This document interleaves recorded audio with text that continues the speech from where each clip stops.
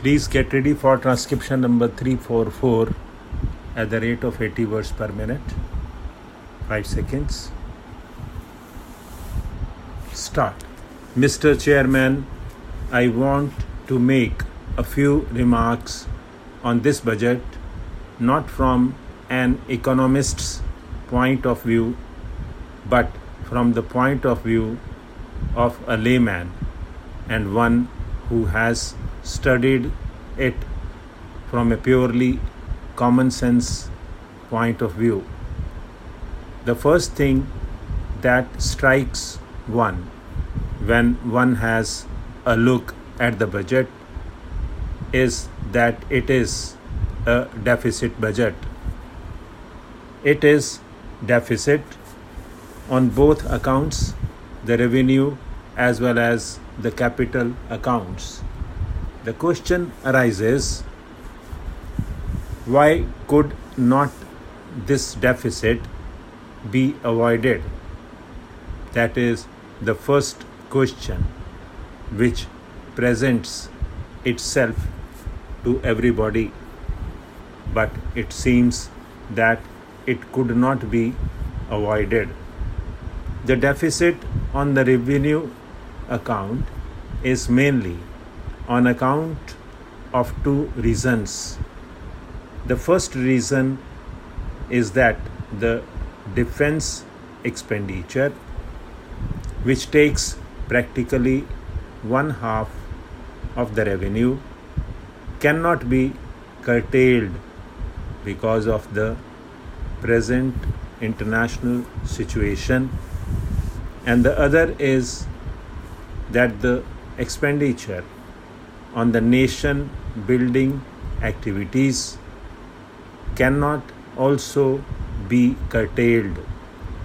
Therefore, the finance minister is justified in presenting a deficit budget.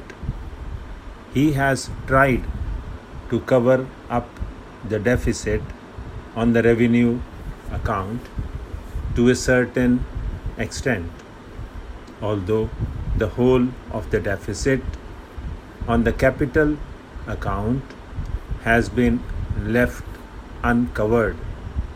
A layman would ask why, when an overall deficit of rupees 318 crores was being left uncovered, a deficit of about rupees 30 crores could not be left uncovered, because if that deficit was also left uncovered, fresh taxation would not have fallen on the middle classes.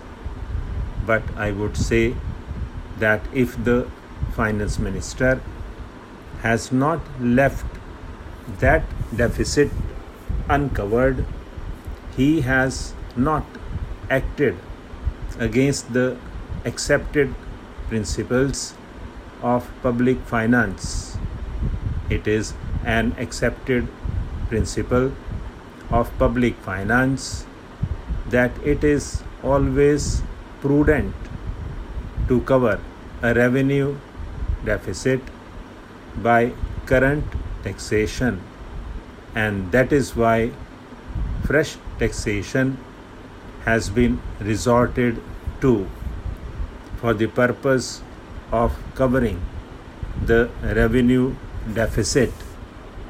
But again, the question arises that the whole of this deficit has not been covered, even though fresh taxation has been resorted to.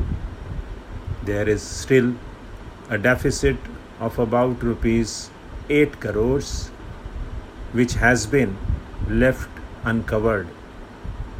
I, for one, am not able to find a direct answer for not covering that deficit also.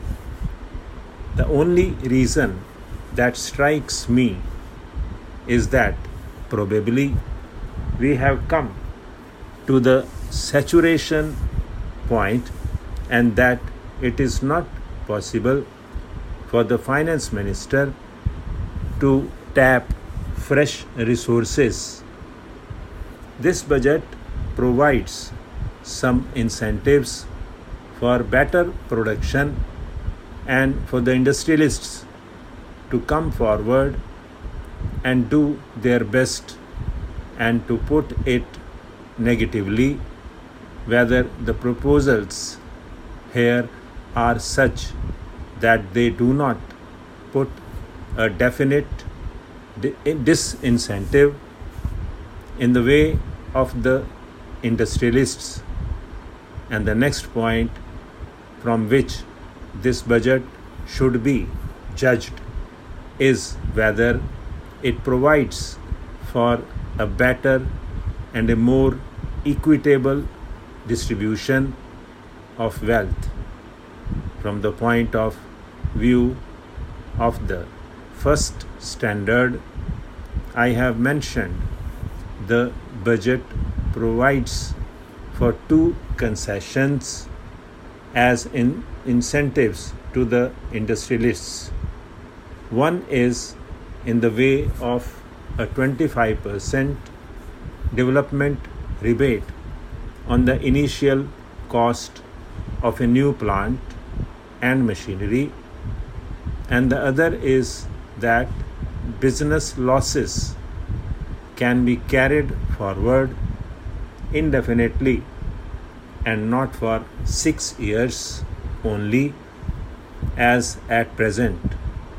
These are concessions, but I feel that they are not very attractive or big concessions. With regard to the second point, whether the budget contains any proposals which will definitely retard production, which may definitely prove to be disincentives, I may say that this budget does not contain any such proposals. Therefore, all that can be said of this budget is that it is neutral budget.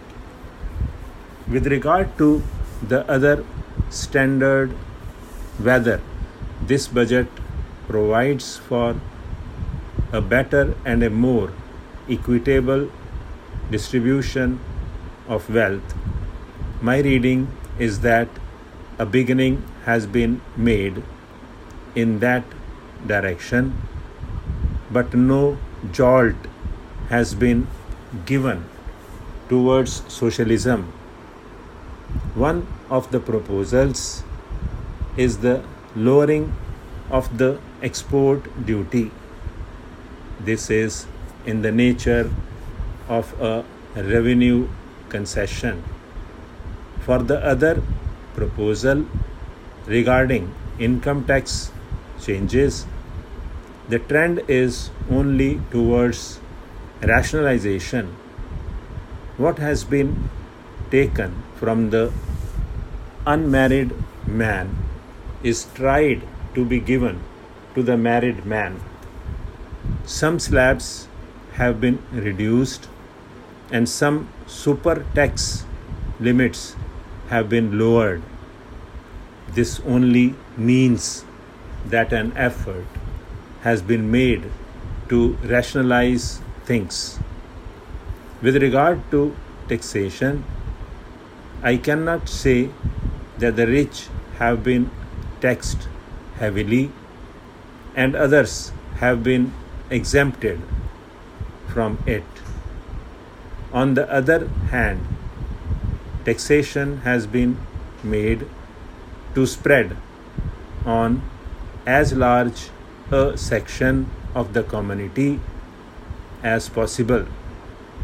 Probably the finance minister has acted on the well-known maxim of plucking feathers from the goose without injuring It would have been much better if the middle classes had been left out of fresh taxation, because sugar and cloth are the two consumer goods.